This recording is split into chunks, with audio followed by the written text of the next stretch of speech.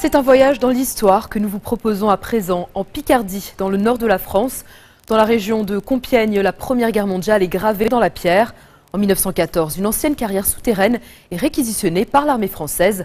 Pendant 4 ans, les soldats vont y laisser une trace indélébile, celle de leur quotidien, de leur manque, de leur solitude et de leur mort.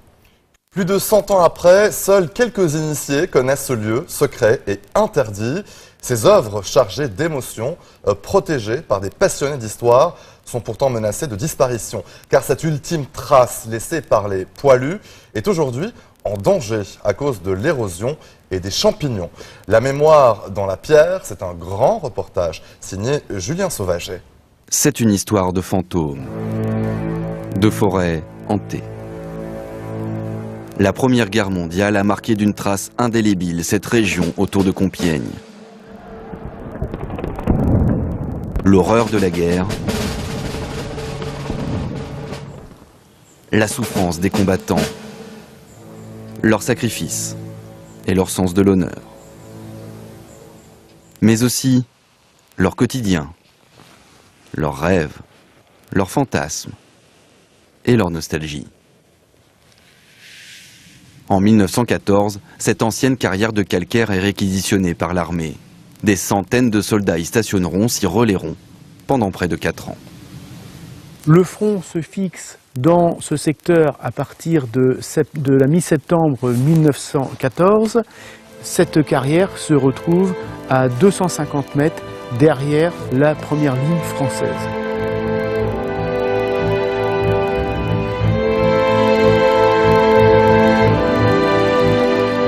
Seuls quelques initiés connaissent ce lieu secret et interdit.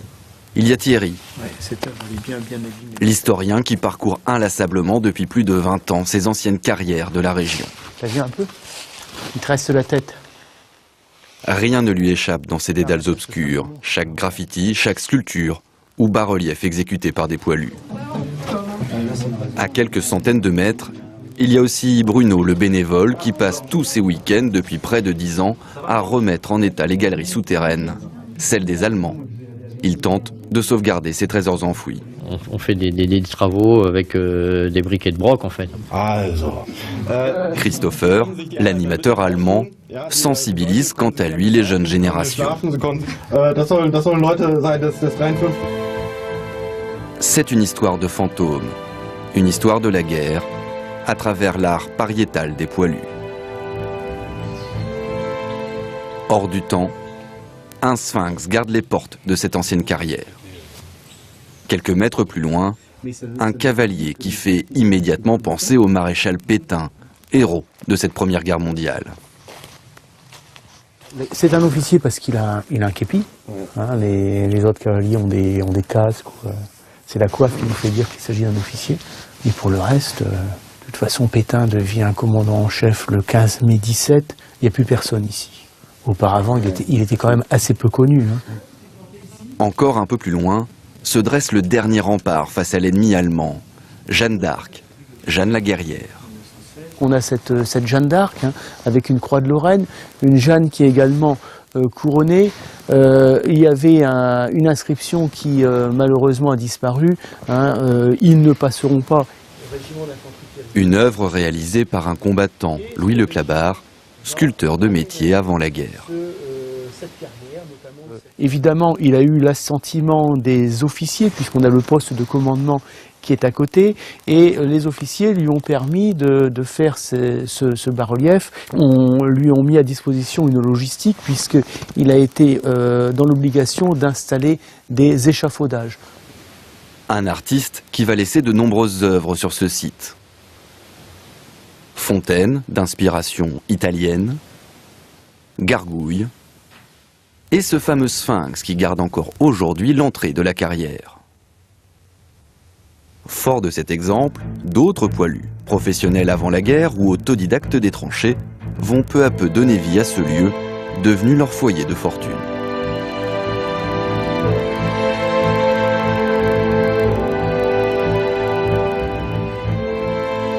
Les thèmes sont souvent en lien avec leur quotidien. L'honneur, l'armée, comme ici, avec cette croix de guerre devant les logements d'officiers. Mais parfois, les thèmes sont plus prosaïques. Les femmes, absentes du front, apparaissent sur les murs de calcaire. En tenue de ville, femme du monde, elles se livrent à tout à chacun à l'extérieur.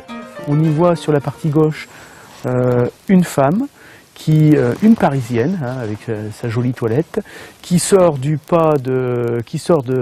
sa maison, qui a son pied sur le pas de sa porte, qui tend sa main et qui dit « Zut, voilà qu'il pleut ». Ce soldat a utilisé un modèle, une carte postale, faite par un illustrateur très en vogue au début du XXe siècle, Xavier Sagère, hein, et il avait vraisemblablement cette carte postale pour faire ce bas-relief.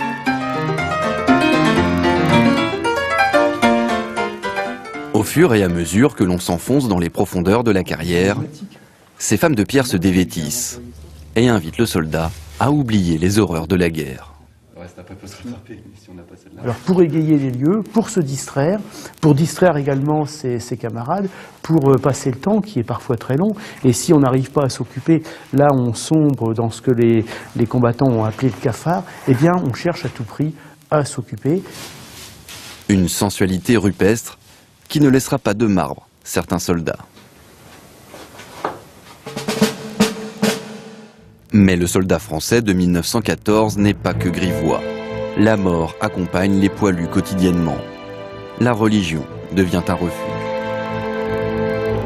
Certains soldats, face au bombardement, face à l'horreur de la guerre, eh bien, ont eu recours à leur foi pour tenir. Cette chapelle au fond de la carrière servait aux offices dominicaux, célébrés par l'aumônier du régiment.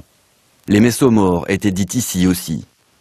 Des traces de près de 4 ans de vie d'un quotidien réinventé.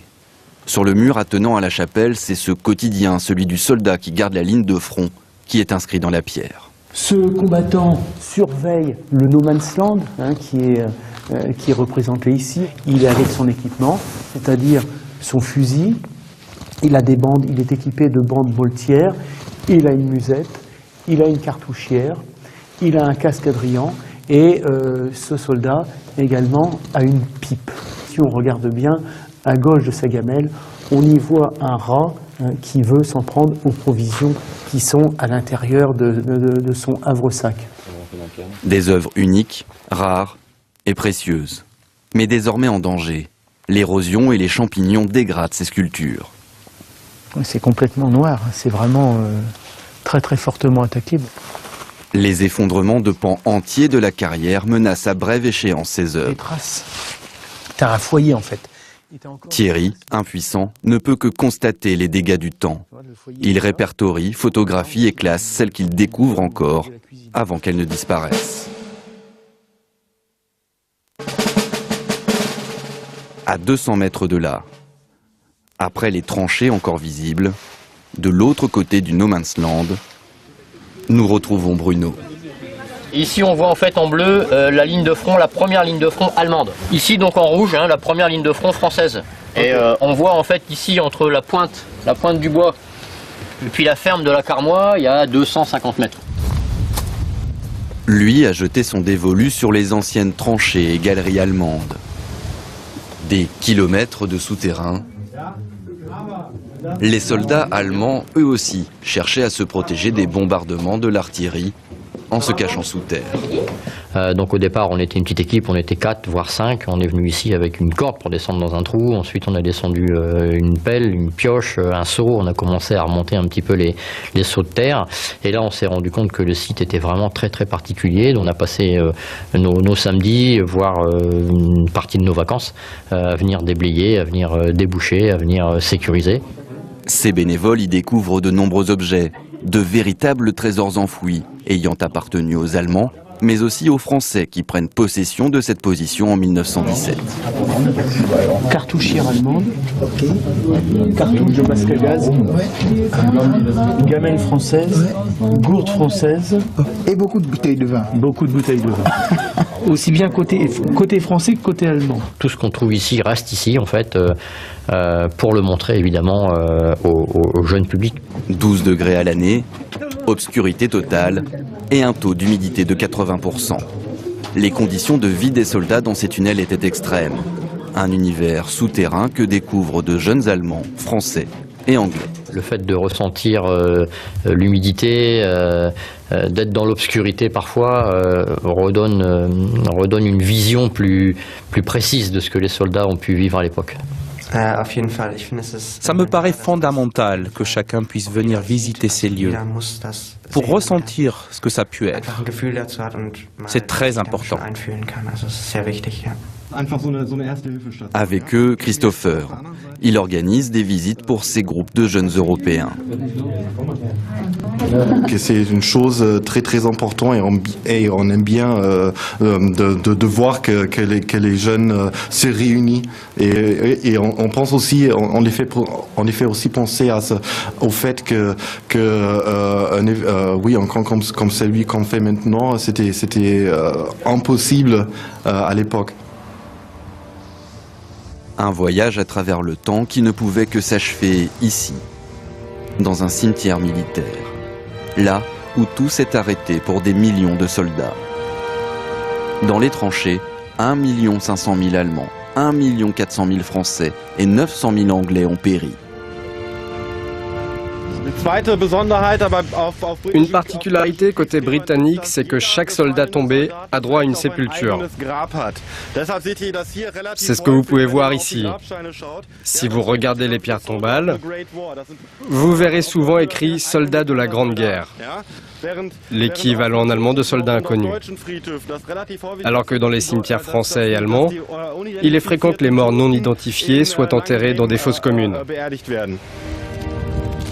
100 ans plus tard, il ne reste plus que des fosses communes, des croix et des noms gravés dans la pierre. L'ultime trace laissée par ces poilus, ces soldats de la Première Guerre mondiale.